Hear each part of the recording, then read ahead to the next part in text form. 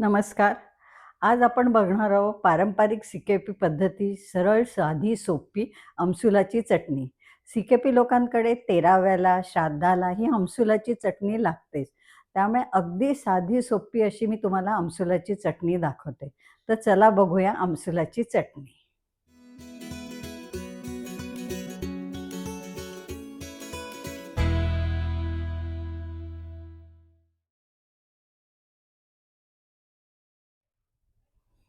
आपण 1 वाटी आमसुलं अर्धा वाटी पाण्यात 2 तास भिजत घातलेली होती.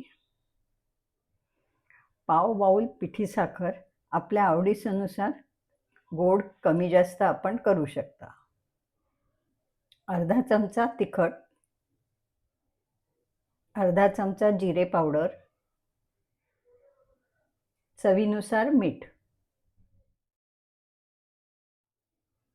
आता आपण मिक्सरमध्ये सगळं सामान वाटून घेणार आहोत. प्रथम आपण आमसूल टाकणार आहोत.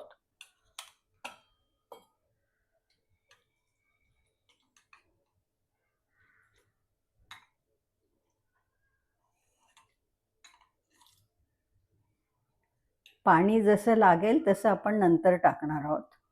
पिठी साखर,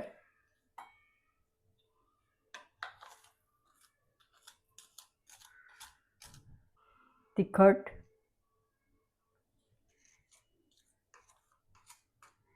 जिरे पावडर, चवीनुसार मीठ. आता आपण हे सगळं बारीक वाटून घेऊया.